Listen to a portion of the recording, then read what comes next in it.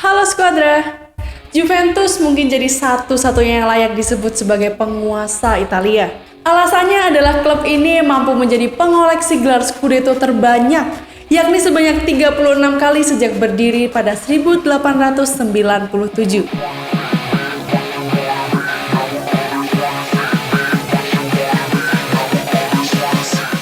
Si Nyonya Tua juga bisa dibilang klub yang paling komplit. Prestasi gemilang, jutaan penggemar di seluruh dunia, dan juga sokongan dana dari keluarga Agnelli. Tak ada gading yang tak retak, tim sehebat Juventus pernah mengalami masa kelam loh ternyata. Ada masa di mana mereka merasakan pahitnya puasa gelar terutama Scudetto. Ironisnya, hal itu terjadi saat sepak bola Italia mulai angkat pamor, yakni di era 1980-an hingga 1990-an. Tak tanggung-tanggung, puasa gelar Juventus dilakoni selama 8 tahun. Sejak 1986 hingga akhirnya mereka baru bisa berbuka puasa pada tahun 1994. Padahal pada masa itu, I Bianconeri memiliki banyak pemain bintang loh. Seperti Antonio Cabrini, Michael Platini, Paolo Rossi, sampai Marco Tardelli. Untuk kepelatihannya sendiri, waktu itu bukan orang-orang sembarangan loh yang dipilih. Mulai dari Rino Marchesi, Dino Zoff, sampai Luigi Manfredi. Sudah siap semuanya? Let's go!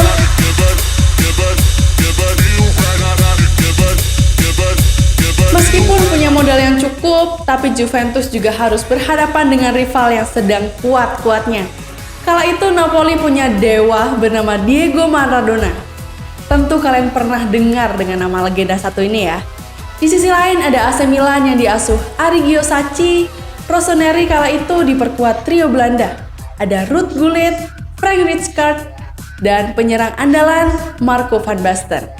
Sedangkan Inter Milan juga tak kalah kuat nih dengan trio Jermannya. Ada nama Andreas Brehme, Jurgen Klinsmann, dan juga Lothar Matthäus. Persaingan antara 4 tim teratas itu belum menghitung para kuda hitam loh.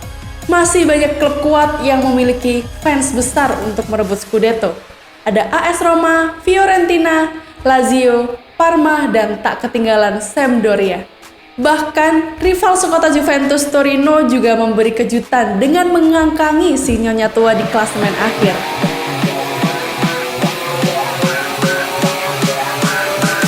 Kala itu, setiap klub memiliki gaya permainan yang berbeda tentunya. Seperti Milan dengan pressing tinggi, modifikasi dari total football. Dengan ciri khasnya tersebut, AC Milan berhasil meraih banyak kemenangan. Sedangkan rival sekotanya Inter Milan lebih cenderung mengandalkan permainan fisikal.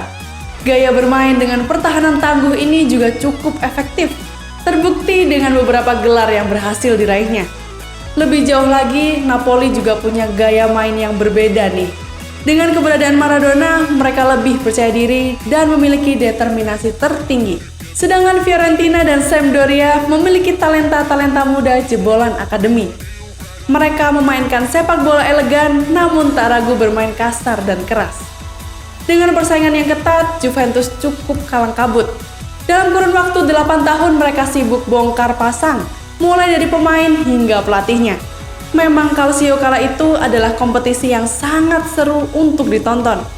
Kekuatan merata yang dimiliki klub peserta membuat persaingan cukup sengit. Tak mampu membuat perubahan, selama masa itu Juventus hanya bisa mendapatkan 3 gelar saja, yakni Piala Italia 1989-1990 dan Piala UEFA 1989-1990 serta 1992-1993.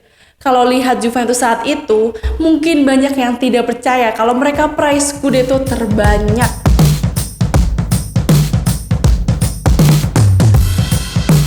Di periode akhir kepelatihan Giovanni Trapattoni yang penuh prestasi, Juventus digerakkan poros permainan yang dinamis dan kreatif. Aktor utamanya siapa lagi kalau bukan Platini yang ditopang oleh Michael Laudrup. Duet Massimo Mauro dan Aldo Serena juga sangat cekatan ketika menerima umpan-umpan matang. Di lini belakang ada pria-pria tak kenal takut yang siap melakukan apa saja, seperti Sergio Brio, Cabrini, Luciano Favero, dan juga Gaetano Scirea. Lini belakang Juventus seakan sangat sulit dilewati dengan adanya orang-orang ini. Di bawah Mister Stefano Tacconi menjadi pertahanan terakhir. Di bawah komando Trapattoni, Juventus menjadi klub dengan segudang prestasi di era 1976 sampai dengan 1986. Selain dengan adanya pemain-pemain jempolan, gaya main mereka juga sangat apik, sehingga membuat lawan kesulitan berhadapan dengan mereka.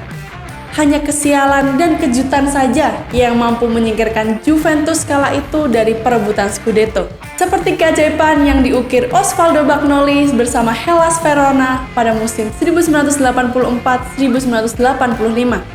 Masa kelam Juventus dimulai saat Trapattoni mewarisi tongkat kepelatihan kepada Marchesi. Di musim 1986-1987, pelatih seolah tak memiliki karisma untuk memimpin skuad mempertahankan kejayaannya.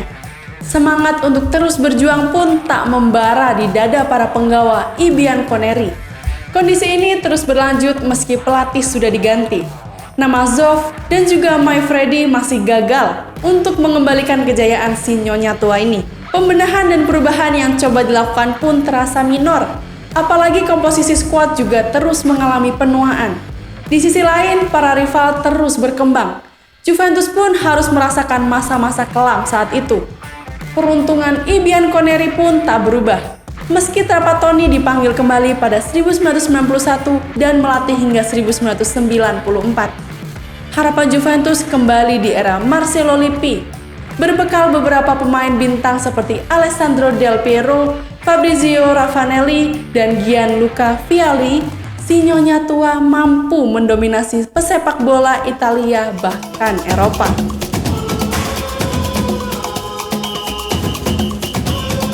Juventus kini menyongsong era baru. Sejak 2012 hingga 2020, Bianconeri rutin keluar sebagai Scudetto.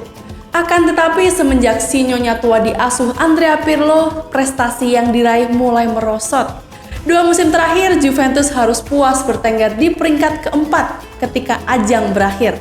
Meski pernah menjadi pemain bintang dan kini jadi legenda, akankah Pirlo menjadi orang yang memulai masa kelam Juventus terulang kembali? Tulis pendapat kalian di kolom komentar ya. Jangan lupa diklik tombol loncengnya biar nggak ketinggalan video terupdate dari kita.